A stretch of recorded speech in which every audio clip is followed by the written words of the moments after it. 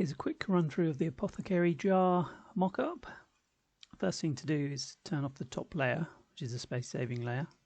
So you just hit the eye icon there, or you can just throw it in the trash. Possibly the first thing you want to do is add your design, and that's on this layer, the green layer. It says double click smart object to add design, so you can either double click here, or you can go layer, smart object, edit contents. There's a design there already that I've put together, but you probably want to put your own one on, so you can either trash those layers and then file, place embedded to get your own design on there.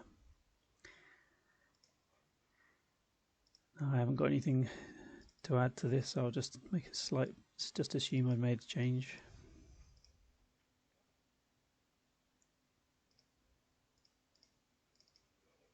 Let's make this slightly grayer.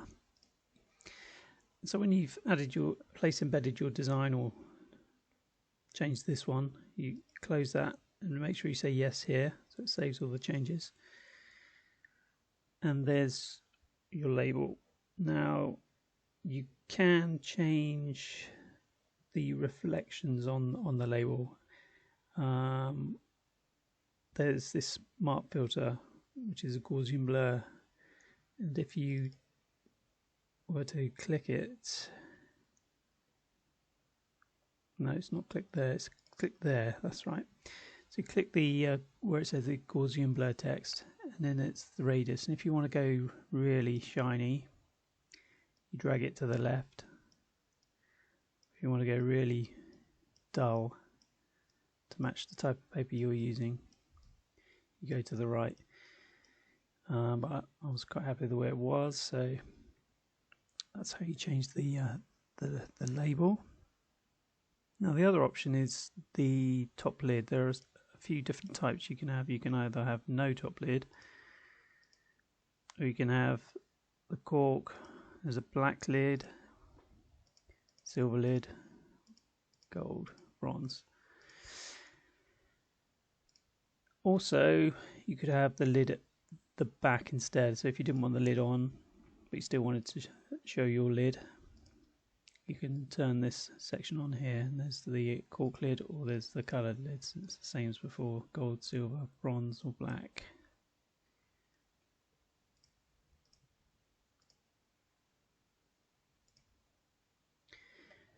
Now it comes with a background, this blank background, but you could obviously turn that off and then place in your own background in the same way. File, place embedded, and look to find it on your hard drive.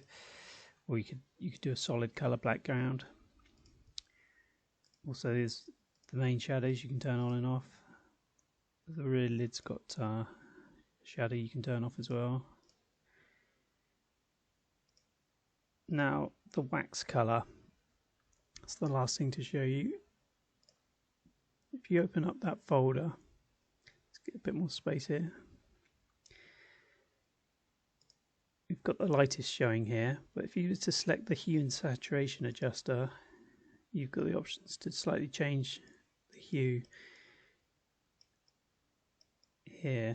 Now, it's not easy to see on this one with the lightest one, but say you had a green candle, you could turn on this and then use the hue and saturation slider just to fine tune it. Again, you might have a darker candle. So these basically, the higher you go up, the darker the candle becomes. And go back to the hue and saturation adjuster to fine tune it. Obviously you might not have green, you might have blue, so you slip over to the blue side here. Basically move this top slider around until you get close to the one you want. If you can't find the right darkness, you've got this lightness here that it will change the colour of the glass, so I'd avoid trying to use that, but you can just slightly fine tune it that way. Also, you can change the saturation to match your candle. Now, hopefully there's enough options there for you to find the right one. And obviously if you wanted, I know some people have black, choose the darkest one, go to the hue and saturation adjuster and just take the saturation out, and that'll get you black. I think that's everything. I don't think there's anything else to add. I think that covers everything.